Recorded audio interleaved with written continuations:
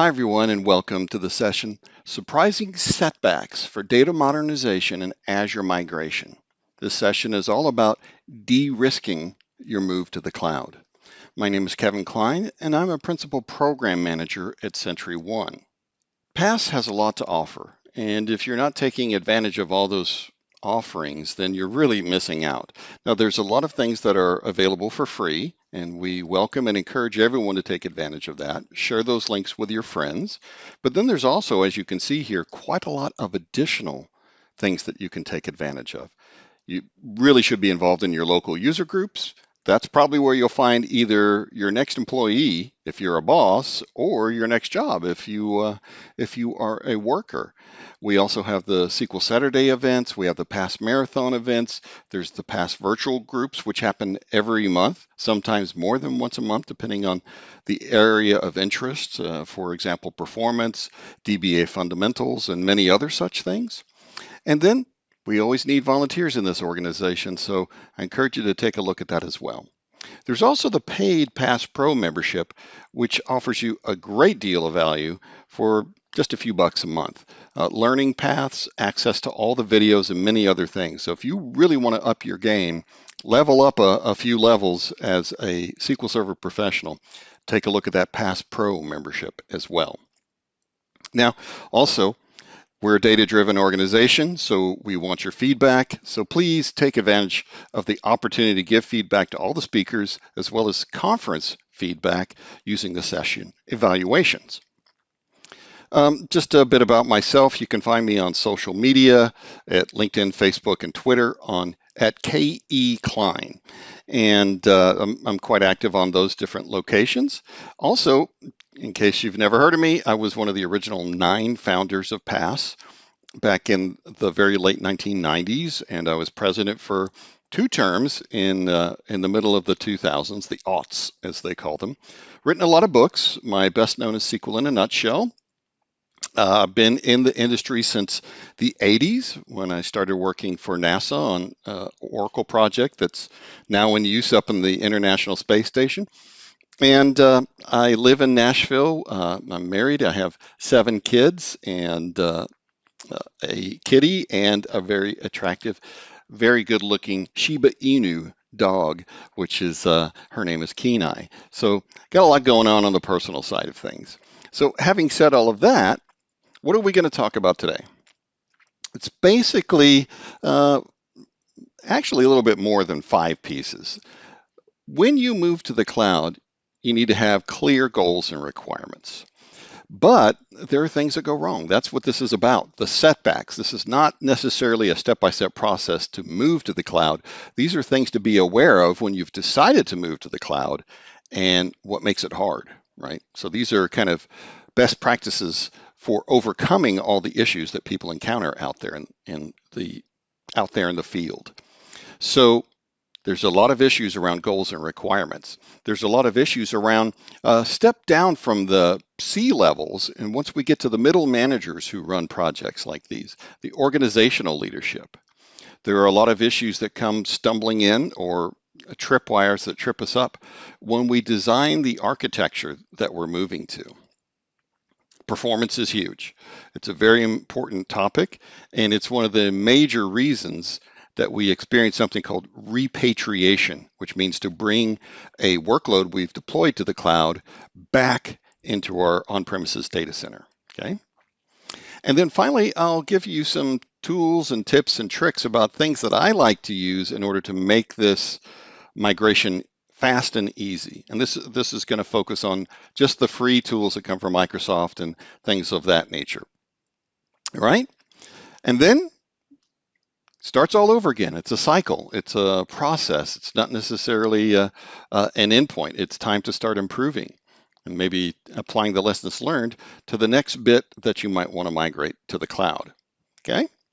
So before we get into the actual points 1, 2, 3, 4, 5, let me preface all of the session with just kind of an introduction of the concept of why do these projects fail? You know, Microsoft has been telling us about this since it seems like the early teens, right? 2011, 2012. I remember the first article I ever read about the cloud was about around 2006 in The Economist magazine. So this has been around a long time. We've been able to collect a lot of information about why these different projects don't work out as planned.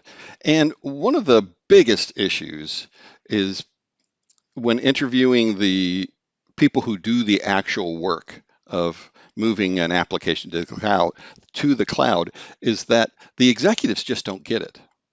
They've ordered that we're going to move to the cloud, and they don't really know what that means. They just know there's a lot of hype around it, and maybe they have even watched some keynotes of different cloud vendors, at their big conference, talking about how you're going to save money and have better control.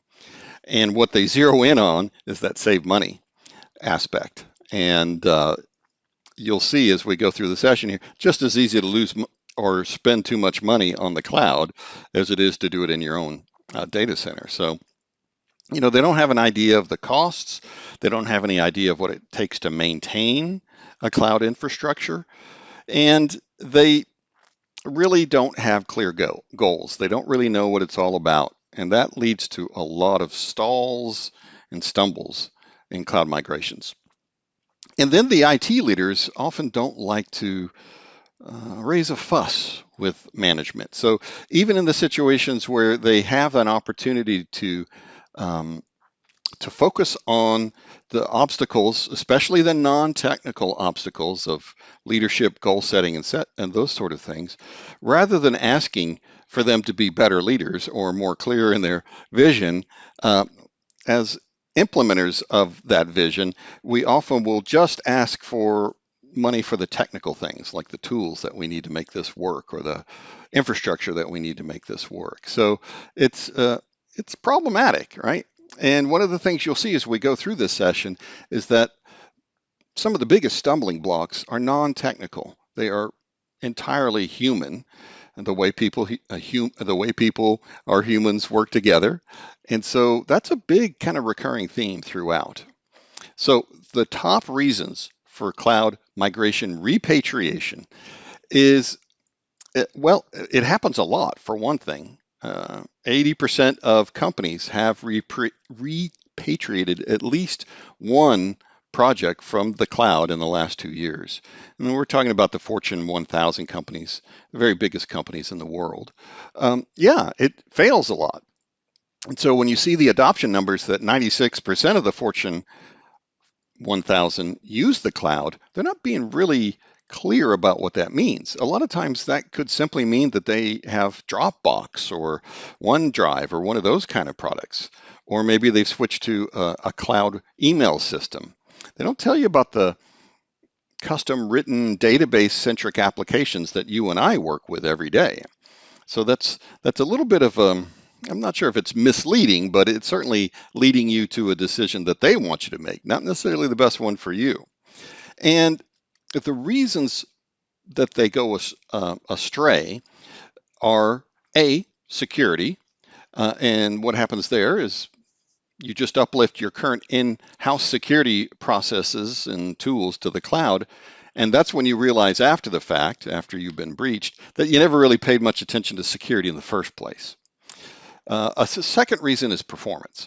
And so as dev teams, we often write code until it passes the functional test, but we don't spend any more time on it and have no requirements around performance. And so when it goes to the cloud, what we find out is that it's expensive to achieve the level of performance that you want.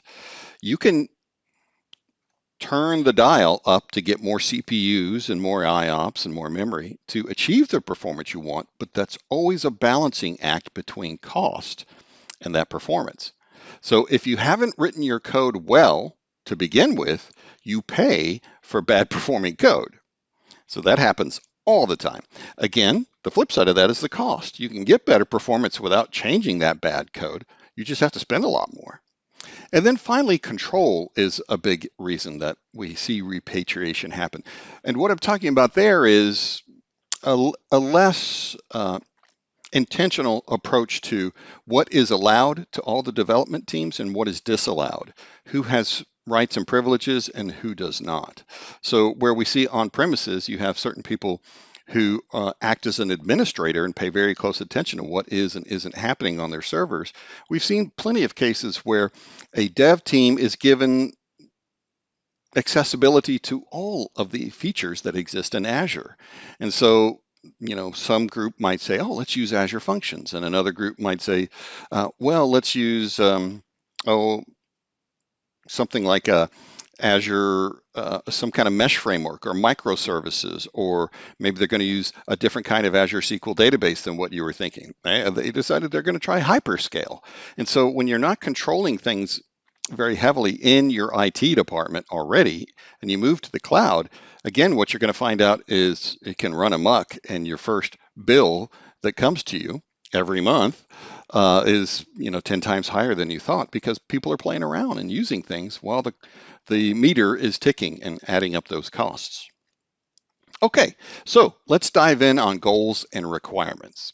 And it's a joke that I like to make that a lot of times what happens to us as IT practitioners is that the strategic level people, the C-suite, the CXO, the CFO, the CIO, they're on an airplane somewhere, or they're in well, nowadays they're in a Zoom meeting with some other aficionado who says, oh, well, you got to move to the cloud. And they say, okay, we got to move to the cloud. And they come back and tell you guys, they tell me, hey, let's move to the cloud. And my response is, do you know what you want? Is this, trend setting? Is this listening to the hype? What is going on in your decision making? So I usually respond with, why do you want to do that? Is it simply because you've heard it's cheaper? Because that's actually not a good reason.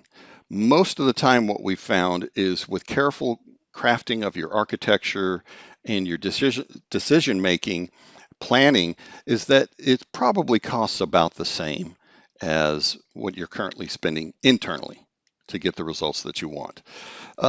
It's much more honest to say that you get to move expenses that are normally put onto the capital expenses that requires 5 or 7 years of amortization. And now we can move it over to the operational expenses side of the balance sheet where it gets deducted right away. And so it's something that makes the CFO and the accounting team really, really happy because it changes the way it hits our balance sheet. But at the end of the day, it's seldom less expensive. It's usually right about as expensive, maybe even a little bit more. Um, Other benefits are really, really strong, though. These benefits are things like efficiency, scalability, and flexibility. So, whereas, let's say on premises today, right now, you have Oracle and you have SQL Server. Uh, you, you don't have any of the other database platforms out there. But if you're running in the cloud in Azure, you have access, immediately to MySQL and PostgreSQL, and through a partnership with Oracle, to the Oracle database platform, all in the cloud. So you don't have to go out and acquire those resources, load them into your infrastructure, and set them up and get moving. So that's a big deal. Another issue with moving to the cloud, particularly when it comes from the C level, is there's not a really good understanding of what the requirements are. And things that you have been able to make assumptions about in the past is no longer applicable and suddenly becomes very important. And so what we found as a stumbling block for many teams out there is that because it's something that they don't normally have to think about, it comes back and bites them after they move to the cloud and have not made adequate plans to deal with that. For example, backup and recovery. Okay. So if you're a database administrator or even a dev, you probably have experienced this situation where you could call up the DBA and say, hey, we need yesterday's backup applied to the dev database because our data got all messed up and we need you to apply that for us.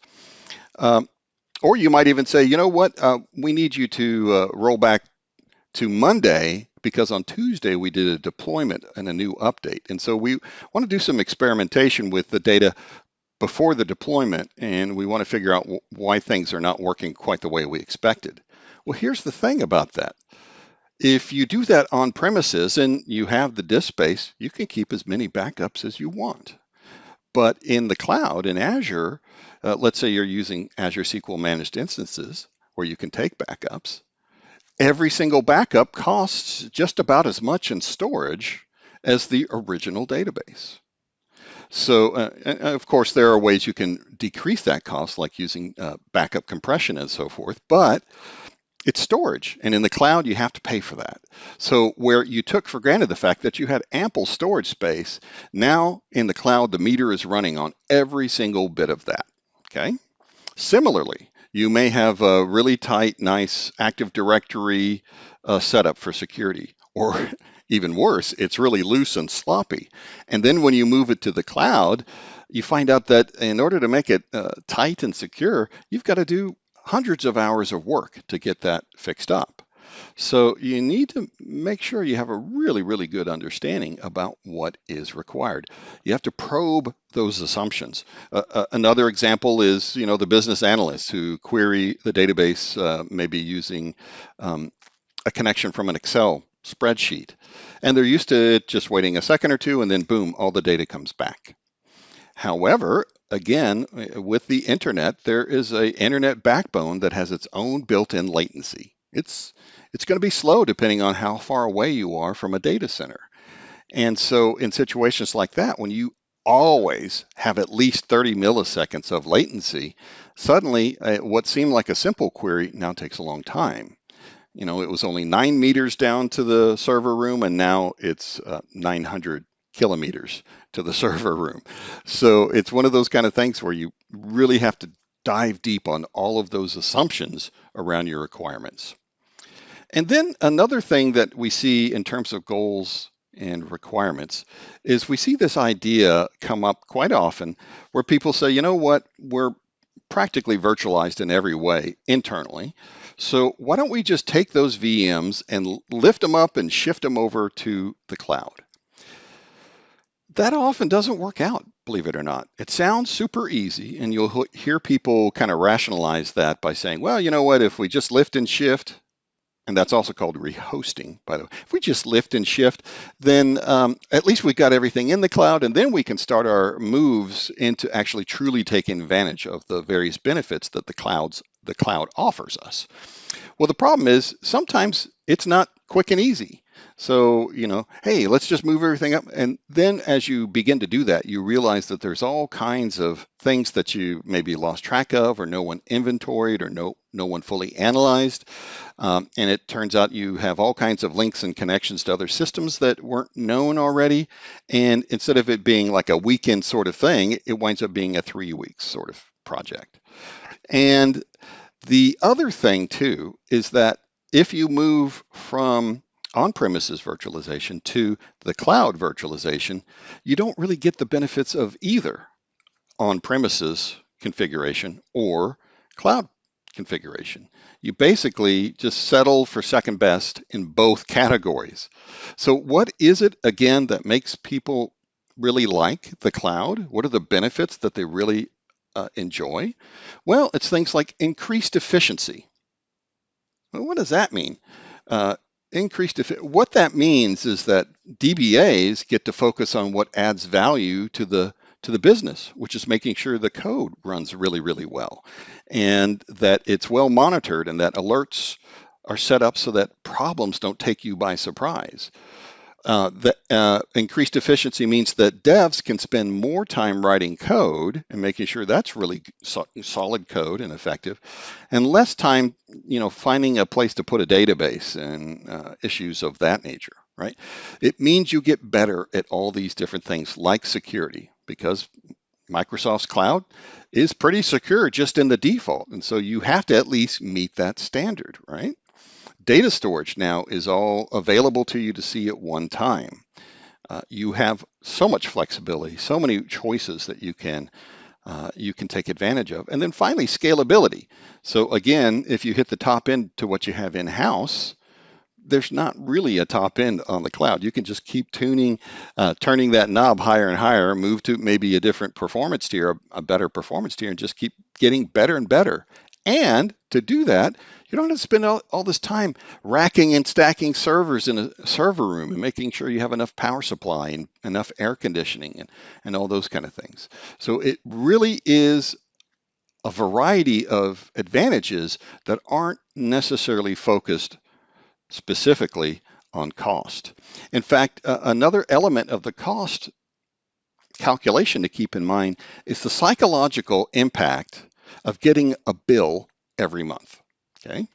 So if your company has a big budget and you have spent hundreds of thousands of dollars in the past for a really powerful storage appliance like a pure storage array, or maybe you've spent millions of dollars to get the very best kind of servers into your data center. Well, you get a couple years where you don't have those bills coming in, where you can kind of forget about the bite that it takes out of out of your soul when you look at the budget. But that's not the case with the cloud. You get the bill every month.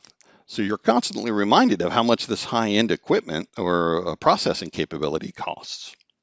All right, so let's move on. At the operational level, this is all about human factors, about us as managers, IT managers, and how this set of orders that we get from the C-suite hits us, right? How does it hit us in the heart? And so we find a lot of times, because there are not those really clear goals and really clear requirements from the C-suite, we get to, as IT managers, say, I think I'll do whatever is easiest. However, whatever's easiest is often not what's best. I've already talked about lifting and shifting. That's something that we see happen so often. Another thing that we find is that to be truly effective at migrating to the cloud, you need to have had a good monitoring system in place. And just as a caveat, I want to make sure you all know that I work for a vendor of monitoring tool solutions. But even before that, when I was strictly a DBA, I wished I could have bought tools back in the 80s and 90s to do this monitoring for me. I had to write my own. And one of the things I learned is that you don't have that monitoring in place. You don't have this kind of institutional knowledge about quantitatively what is normal for your SQL servers in terms of IOPS, in terms of CPU usage, in terms of what kind of workload the different SPIDs and jobs accrue on your SQL Server systems. And in order to be truly effective as a DBA, and as any kind of administrator, I would say you need to have monitoring. And that way you can tell what's normal from what's abnormal. And then you can tell from before deployment to the cloud and after deployment to the cloud whether things are normal or not. It's extremely important. And yet we find that because most people don't have monitoring in place, it becomes a big issue later on. And they're like, oh, well, we think it's performing well, but we're not sure. Or is it bad just for this one person because they wrote really bad code, but everybody else is still okay? You don't know. Another thing we find at the operational level is how much fear plays into this. You see things like people who are really well trained in a particular kind of stack of equipment or vendors. So maybe they know VMware and everything VMware has to offer. Maybe they know NetApp and everything NetApp has to offer. And so it's really uncomfortable. It's literally getting out of your comfort zone to move to the cloud.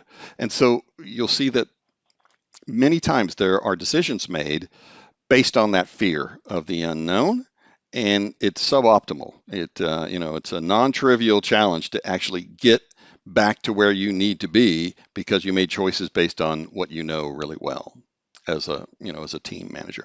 And the other thing we see is just simple fear of losing control. You're the boss of the databases, for example, and you're not really happy that this is all going to the cloud, and a certain number of tasks that used to be important are becoming less important. You're not thrilled about that, or that there's kinds of turf issues, for example, like they brought in a bunch of consultants to make this move to the cloud. fast. And so now you're not in control of that process anymore. So we see those things as being kind of stumbling blocks for many of these projects. And then finally, both the system and the people have interactions that can make this successful or make this migration a failure. And so we see that happen oh so frequently. For example, no one has taken a measurement of what the network traffic is like and where all the network traffic goes. So once a pilot project moves up to the cloud, they're like, hey, wait a minute, we can't communicate with a specific server we didn't even know we needed. Okay. Um, there's also something I term a legacy entanglement. And this happens in organizations that have had IT for a long time. You know, maybe they started back in the mainframe days or still have a mainframe. Maybe they started with mini computers like an AS400 or a VAX VMS or something like that. And those systems have been around so long that rather than rebuild them from scratch for the latest versions of the best software like SQL Server, what they did is they brought in SQL Server and then they built connections from those old systems over to SQL Server. And of course, SQL Server is going to have its connections to things like a data warehouse or maybe Power BI or Tableau reports. But it turns out that when you begin to move this really old legacy stuff up to the cloud, hundreds of people in the organization start screaming frantically, I can't get to my data anymore because over the 2 decades preceding your engagement with the team as a SQL Server person, the mainframe had all kinds of other teams building stuff off of it. And the data warehouse had all kinds of other teams building things off of that, you know, dashboards and reports. And so you find out that, whoa, this is so tangled up, spaghetti like, with all these other different kinds of systems inside our enterprise that this is hard. So it's for that reason that you see people recommend strongly that you always start with one pilot project. You don't try to do multiple things, and that it be a simple and small in scope so that you can begin to get comfortable with Azure and its interface, and you can begin to get some experience with how to make this happen in a seamless and not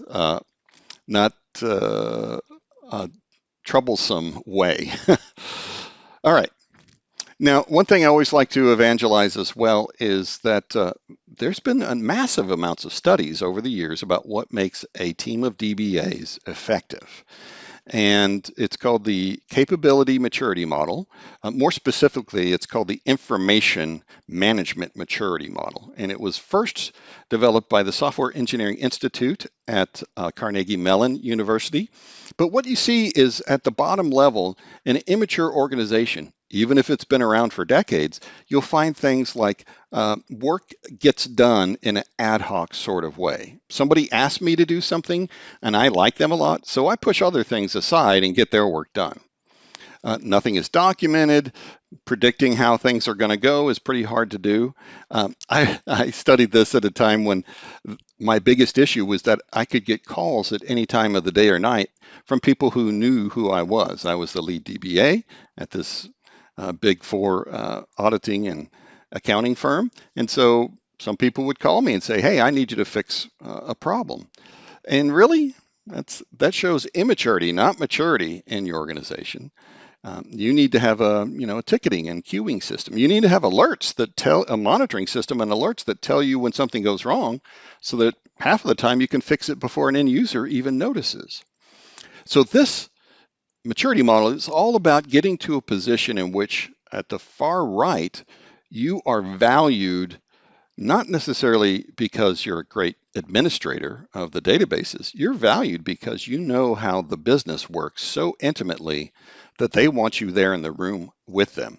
They want you linking up the IT strategy with the business strategy because your opinion counts. And embracing this was something that really helped me launch my career to higher levels.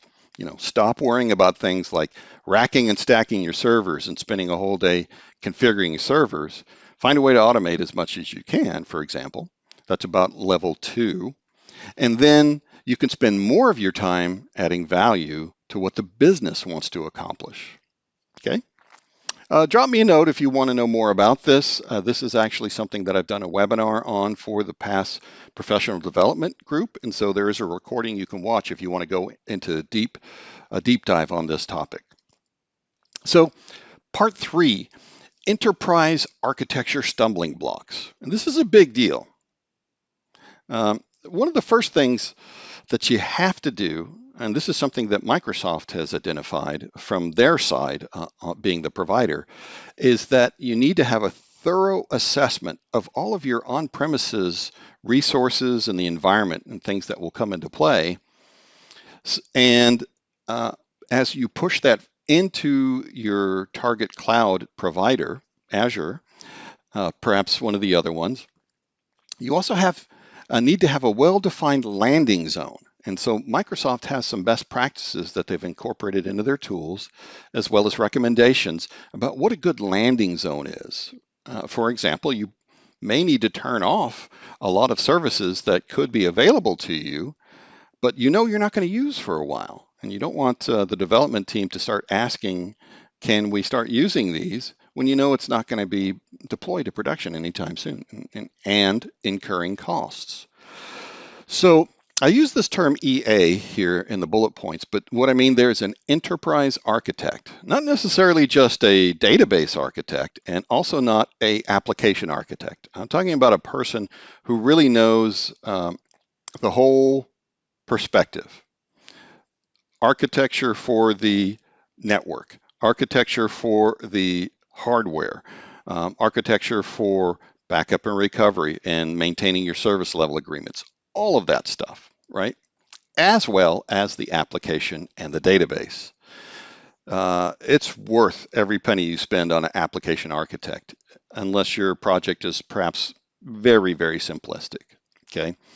And so one of the things they're going to do is they're going to do a very deep assessment of your internal systems so that you can reproduce and possibly even improve on, maybe consolidate so you don't have to use as many servers or resources, and then again, possibly bring in new services and features that could help make things better when you move to the cloud. So this is really, really worth its time. And I'll also spend a few more minutes talking about that.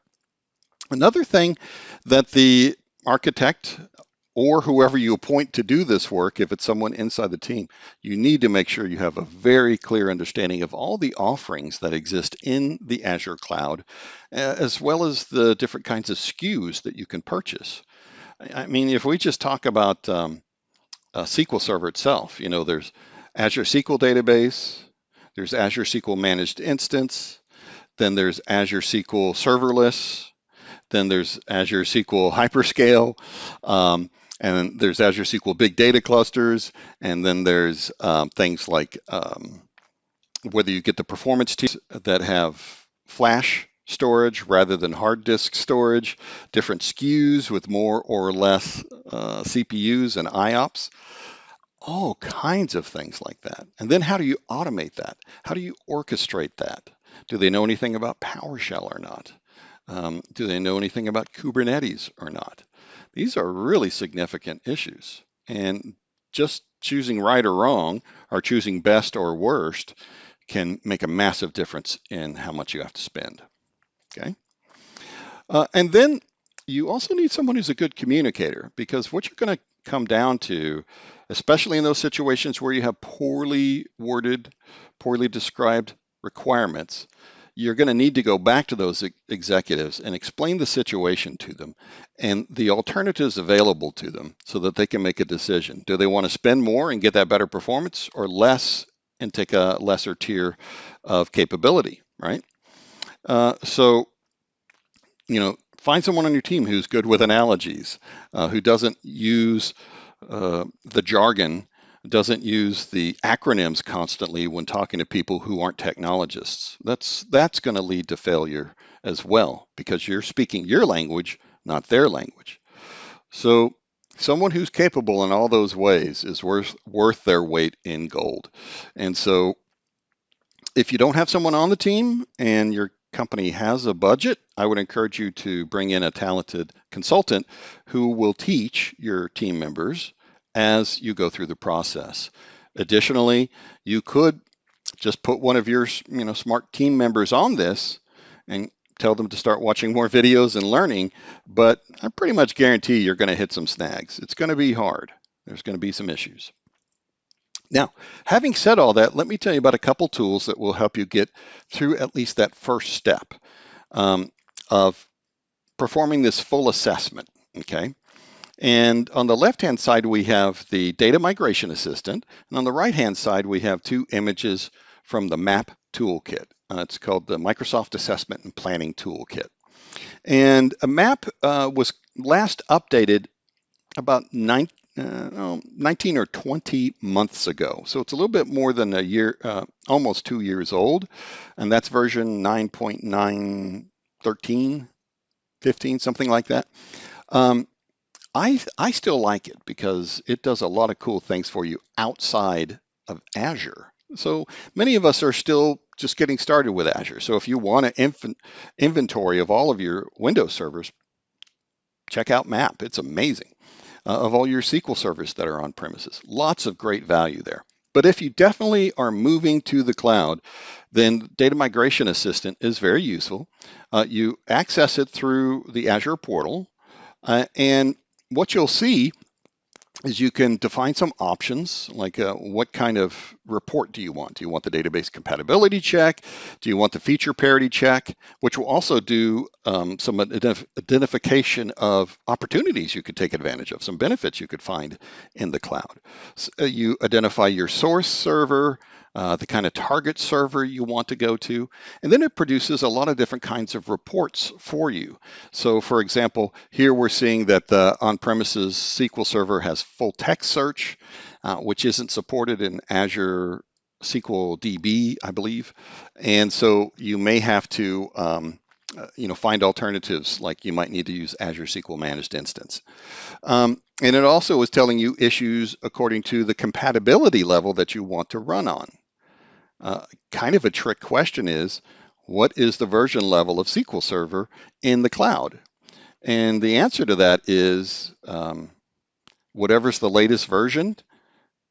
And also kind of, it depends, because it depends on when you ask the question.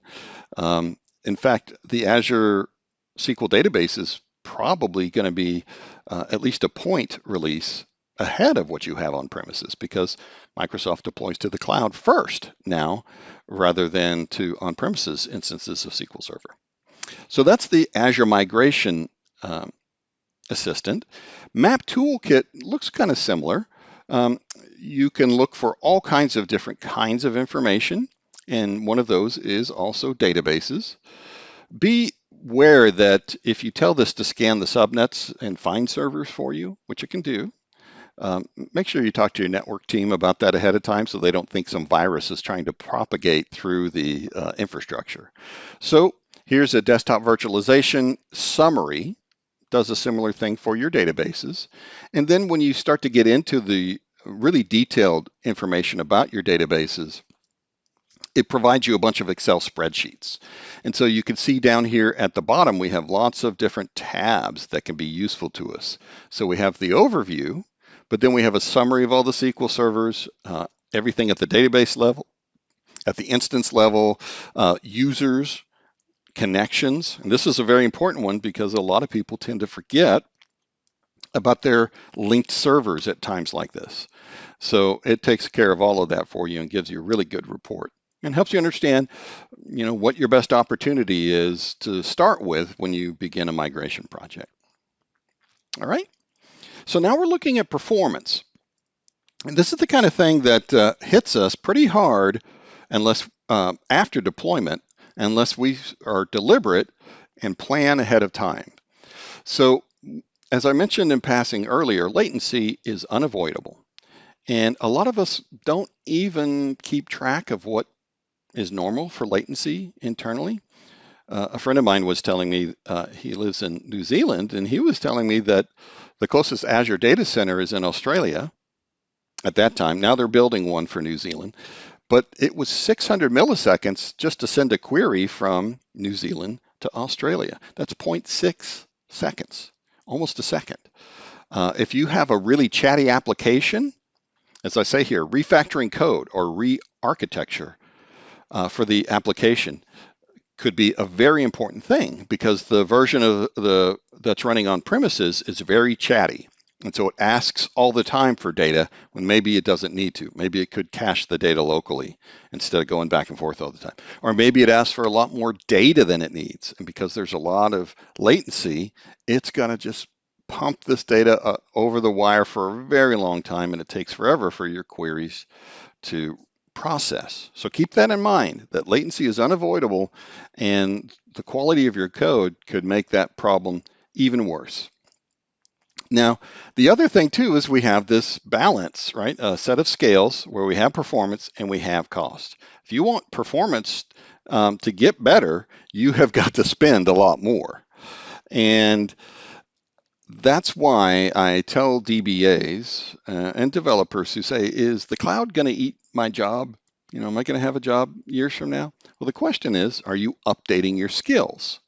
DBAs who spend all their time doing backup and recovery, and loading a backup from some place to another server for the dev team or the QA team, well, that's going to be really, really easy to do in the cloud and probably won't need a full-time person to do that.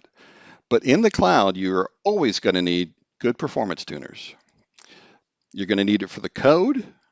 You're going to need it for the database design. You're going to need it for the index design. And you're going to need it for things like your best practices and how do we do code reviews before we release. So you're going to need people with that talent actually working earlier and earlier in the dev process, in the CI/CD process there. Okay. You'll always have a job if you are good at those things.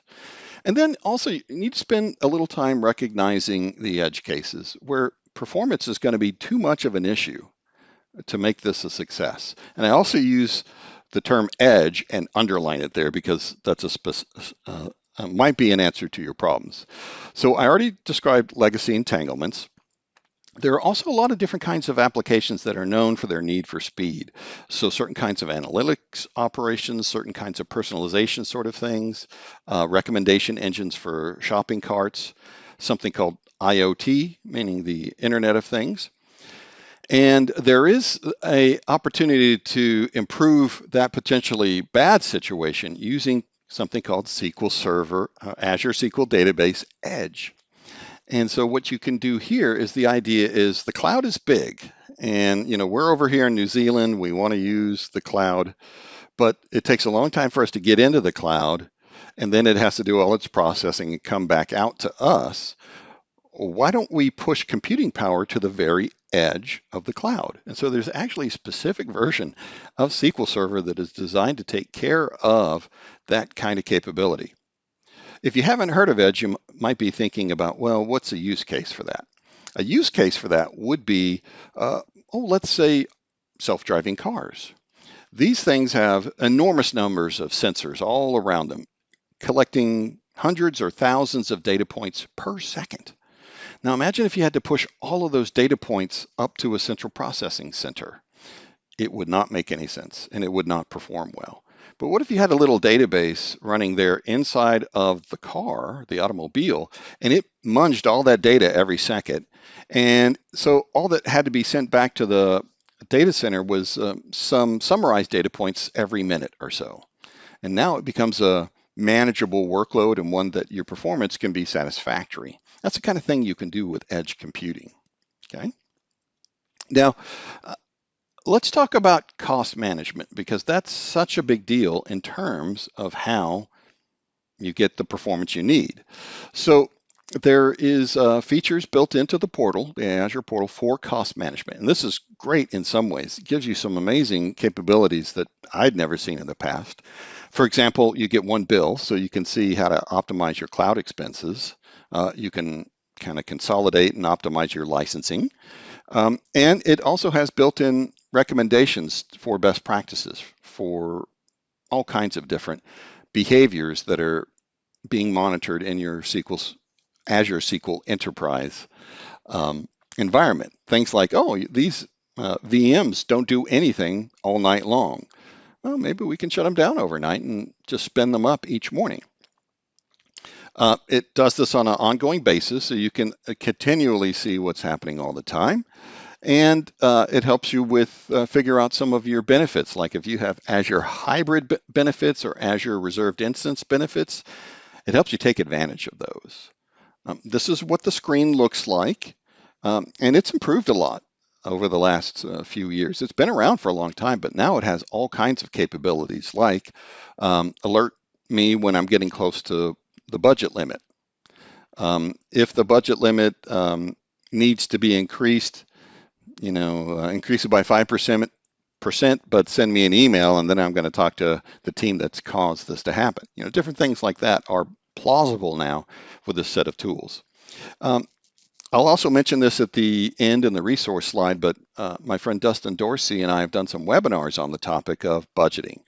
And the first one is optimizing your Azure data costs, and then the second one is about figuring out what it's going to cost before you move to the cloud. So there are features in Azure that can help you make a determination, at least get a ballpark estimate of what it's going to cost when you undertake the migration. Okay, we're approaching the end now. And so let's talk about actually making that transition. And in the transition, there's a number of different things to consider. What tools will you use? What are you going to do about monitoring? I've already talked about how important that is. Then how are you going to make sure that this app is ready? Okay. So if you look at move your data to Azure, that's a long list, a lot of different things you could use there. And that's not even including really simplistic measures that you could use that are built into SQL Server. For example, you could script out the entire database using the SQL Server Management Studio. You could script out all the insert statements to insert the data and just use a script for a really small database. If you're planning to deploy to Azure SQL Managed Instance, then you can use a backup and just recover it there in the cloud. You can't do that with a standard Azure SQL DB though. And then we get into all kinds of other tools. So let me show you a little bit here with SSMS, Azure Migrate, and some of the other tools on the list here. So when you're using SSMS, most of the ways in which you will probably consider undertaking a move to the cloud are at a database level. That's because how Azure SQL database works. It is at the database rather than instance level. And you would go to the tasks menu, and then you could backup and restore, for example, if it's a managed instance. But if not, you could generate scripts. And I wouldn't use that for big databases, but for small ones, that's super easy to use. And then we even have deploy a database to the Microsoft Azure VM or to Microsoft Azure SQL database. And those are very quick and easy and painless for small databases. I wouldn't hesitate to use SSMS for a database that was just a few gigabytes in size. And maybe if I have a fast internet connection, I might even be willing to do that for a database that's in tens of gigabytes of size. Just depends on your network speed.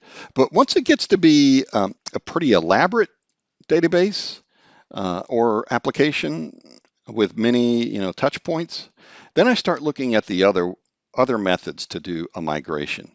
For example, if I need to also move application servers, I've got to move a web tier. I've got to move a Redis cache or something like that. I've got to move other non-SQL Server databases as well. A lot of stuff to move at once. Azure Migrate is a very good tool for that. And so you can assess all your internal infrastructure and move multiple things at once to the cloud. Again, this is where an architect would really come in handy rather than someone who's just getting to learn SQL Server and the cloud all at once. Okay, so that's Azure Migrate. My favorite one, though, that I recommend is Azure DMS. I'll show you in a moment. This is Azure DMA, Database Migration Assistant. And what is great about this is it lets you do all kinds of assessments of your internal SQL Server applications. Okay, so if you have a SQL server that has a lot of stored procedures, it'll take a look at all of that code and it'll tell you the quality of the code, whether there's compatibility issues or deprecated sorts of features in use that you probably shouldn't move to the cloud. So the data migration assistant, I kind of recommend that you'd use it all the time for that assessment process. It's just that you might not use it for the actual migration of the data. The other reason too that you might not use any of the other ones that I've just shown you, including this one, is that these are all point-in-time data migrations. It's like switching off on premises, switching on the cloud. And so in a situation like that, you may not support that use case. You may need both of them to run together. And so that's where the Azure Data Migration Service, DMS, that's where it comes in. It can do that, both that point in time, turn one off, turn the other on. It can do that kind of one-time sync, but it also can do an online continuous synchronization, for the next 2 months while you do some testing, or maybe you're doing a phased deployment where the East Coast gets it 1 month, and you do all kinds of testing. Then the West Coast gets it for a while, and then they move up. You run it, make sure they're okay, and then finally you do the West Coast, right? So it's very useful, those kind of phased approaches where you need continuous synchronization between on-premises and the cloud. So here's a nice table that comes from the Microsoft documentation. And it shows you also that DMS is really useful for all kinds of platforms at once, and for the one-time key turnkey, switching one off and the other on, or the online continuous synchronization. So it covers everything from Azure's Cosmos DB, managed instances, virtual machines, and even MySQL and PostgreSQL as it runs in Azure. All right. Oh, and by the way, a couple of these are listed as in private preview, and so you can request to be a part of those previews. For example, if you're a big Oracle user and you want to move to the Microsoft Azure cloud stack, that's a capability, and they'd love to get your feedback and input on that process. All right, so that's where I'm going to stop with the idea that you can set up that move of the data there with any one of those tools. However, if you are looking for more information, of course, Microsoft has loads of information, and just really pleased with how amazing their documentation and all their learning capabilities are. Also, I do a lot of webinars myself. So if you're interested about all the steps needed to plan a good migration, take a look at a webinar I have at centuryone.com/webinars. And it's called Critical Considerations When Moving Your Data-Centric Workloads to the Cloud. Have some webinars with some MVP friends of mine about consolidation as you move to the cloud, or consolidation internally, for example. And then finally, we have quite a few videos on best practices for moving to the cloud, things to do beforehand that will make your move much, much easier. All right, so now let's summarize, okay? Misguided leadership, poor goals, no matter what the project is, really, you're going to be hurting, right? But this one can really predict strongly how easy or how difficult this whole process will be. Okay, that's one thing. Ops leaders, those of us on the operations and administrative side, DBAs and so forth, it's hard to do well if we don't have clear requirements and reasons that make sense to us to why we're going to do more than maybe what our job requires of us, right? So these are a common set of stumbling blocks. On top of that, enterprise architecture is extremely important here. If you don't have anyone who's an experienced architect, maybe you could get by promoting your best database architect or your best application architect to this role, but it will be a lot harder than if you have someone on staff who is a good application architect, or you would do better to hire one for a limited term while you learn from them and get all of those skills, okay? Performance needs. Very important information. So a lot of people don't measure that beforehand, and that causes all kinds of problems afterwards. Again, if you don't know what normal is for this system, how can you authoritatively say, quantitatively say that performance is abnormal once you're in the cloud? You can't. So you have to know your performance needs as well. And then finally, it's the planning of the actual move itself. How are you going to do it? What tools are you going to do it? What's your use case, except as in terms of how long it takes, in terms of whether you have to continue to synchronize the data, things like that. If you don't take these steps, I guarantee you're going to spend hours, if not days and weeks, more than you want to make this project successful. And in some cases, they aren't even successful. Right? Now, another thing too is that you've gone through the process of migrating, you've done that assessment, you built documents. Don't stop maintaining those documents. Okay? There is so much information that is institutional, and if you don't treat your documentation as a living, breathing thing that needs upkeep, you lose that institutional knowledge. People leave the company, um, people move to different silos of the company or get promoted, and they haven't looked at that stuff in 3 years. So when you go back to them and ask them a question, they don't know the answer. So that's another reason why using some of these tools on a regular basis can be very, very helpful to keeping things easy the next time you need to do this. Okay. All right. So with that, I'd like to say thank you. Don't forget to do your evals. Very, very important. I want to know your feedback. Pass wants to know your feedback. And again, you can reach out to me at KE Kline on Twitter, Facebook, and LinkedIn, or send me a note at kkline@centuryone.com. So we'll switch over to Q&A now. Thank you very much for your time.